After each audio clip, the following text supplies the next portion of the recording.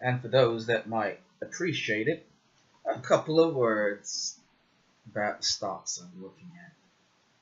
My favorite stock is Cara Therapeutics. Go, Cara! And Cara Therapeutics is a company that I got into because I was looking for marijuana stock. And turns out, yeah, you could call it a marijuana stock if you wanted to, but they're not about recreational marijuana consumption.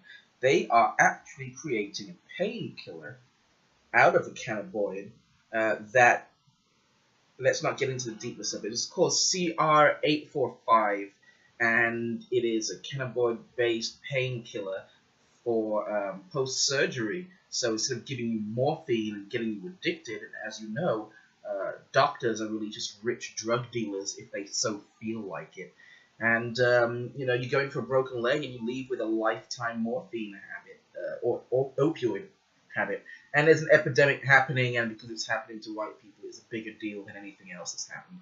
But at the same time, for the sake of humanity and for goodness, if Cara Therapeutics can get that drug approved and then put into the market, if I ever broke my leg, I would simply say, do not give me anything addictive. You get me that CR845. And so, although I got into Cara Therapeutics because of blood smoking, I actually love the company and what they're trying to do. I've given my money to other companies, and then during the research of that company found that I did not want to support those people. So Cara Therapeutics, just for that reason alone, for me, is a win. Other than that, I got in around about $10, and the stock is trading around about $17. It's just hit that $17 high that people over on StockTwits were hoping for. Cara Therapeutics has got a third trial. I am not completely sure, but I think it's the last trial. And either they fail, and their stock goes down to $3, or they succeed and it hits 20 and above. And who even knows? Being approved is one thing. The stock will rise if it gets approved for that final trial that it's going through. But then once it gets into X amount of hospitals, the stock should go up again. I think Cara is a win. On the other hand, I put some money into GE, General Electric, and Ford Motor Company. I did this because they're both dividend companies. They both have a decent dividend. I think that Ford is around about 5%, and GE was around about 2 point something / 3%. And I got into those companies because they were very big and very stable. Ford is so stable. It's the only automotive company that did not accept or need a bailout during the auto crisis a few years ago. And so this, means that these people got a lot of faith in the company. They know how to do what they do.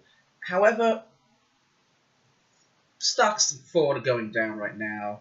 They've just changed over CEOs in order to get the stock price back up. I've seen their commercials, and I think they're saying they were trying to attach their car to safety and to family, which is a good idea. Ford is already an American icon, but I think what they're losing out on is, let's just say it, it's what Tesla is. Tesla's losing money.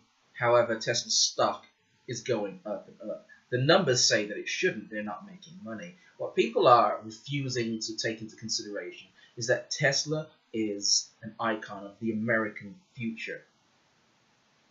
These people that want to stick with oil and coal and gas and racism and sexism and all the old trappings of the past, well, they're not as exciting to the generation of people that are alive right now who heard about the moon landing and expected to land on Mars. These people are looking towards the future. We want solar power. We want flying cars. If not flying cars, at least bloody electric cars. We want things to be better. We want integration of cultures so that America is this grand, mighty melting pot.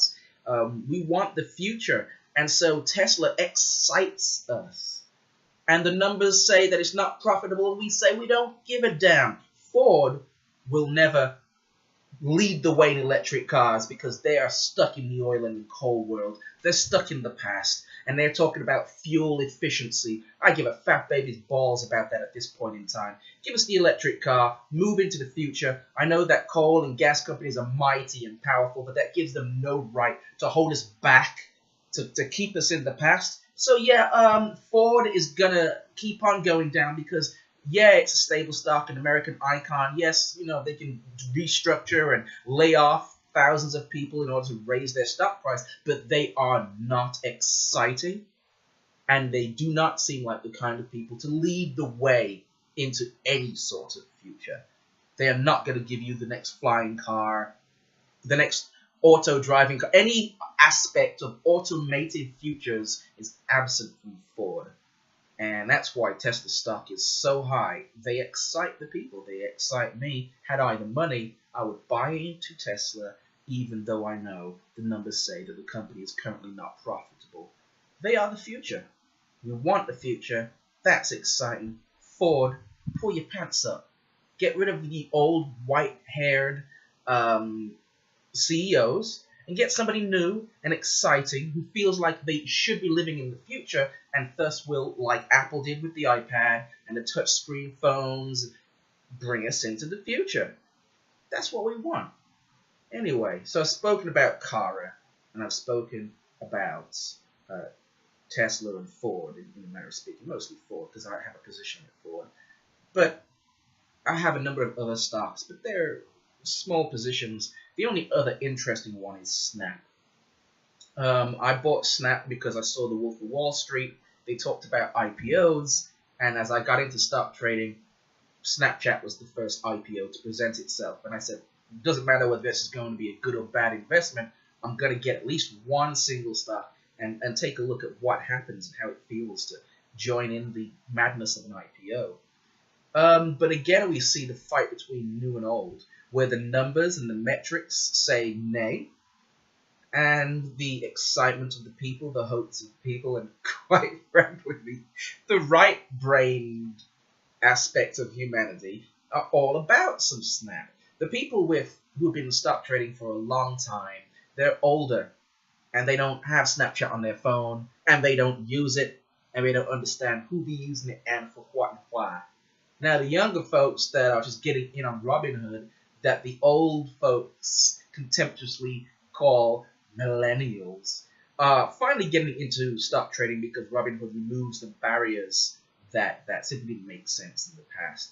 And so now you've got a bunch of people that are trading Snapchat because they understand it and they like the application. They say, find a company that you really believe in and understand, and a lot of people are getting to Snap. So Snap is volatile right now because you've got seasoned people who are going off of the numbers and people who are not necessarily seasoned who are going off their knowledge of the industry and the company in question. And both of them are valued enough to keep on offsetting each other. And the stock hasn't gotten as high as it did during the IPO. But if you look at a lot of these graphs, you'll find a lot of companies, they're going to start off, with their IPOs, their beginning stock price is going to be high. I mean, if your company was valued at $100, would you really sell it for $100? Wouldn't you try to sell it for $200 since you know where your base value is? Wouldn't you try to go above that? So when you're offering an IPO, you would offer above the value of your company. You ask for more than is right. People will buy into it. It'll go up. Then people will sell off. Then it's going to drop, and then it's going to find its natural footing. And I didn't wait. I bought in on the way up, didn't sell, and it went all the way down. It went down 25% in one day at some point because their numbers had missed a bunch of critical goals. But that's okay. For me, I'm only holding as an experiment to take a look at what's going on. For those who have a big position in Snapchat, you're not just going to be learning about financials and company structure and actions, but you're going to have to learn about the hearts of the people who is investing, who is using the app, who is investing in the app, who is investing in the app and use it, who is investing in the app when they don't use it. And this is going to make a difference. And I don't think that most other companies can follow this model.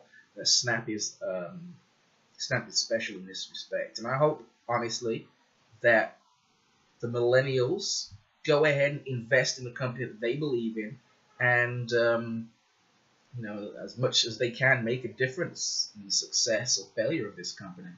Snap's interesting, man. If you are holding any positions in GE, Ford, Tesla, or Snap, say something in the comments below, and hopefully I'll get back to you or have something to say or learn something from your comment.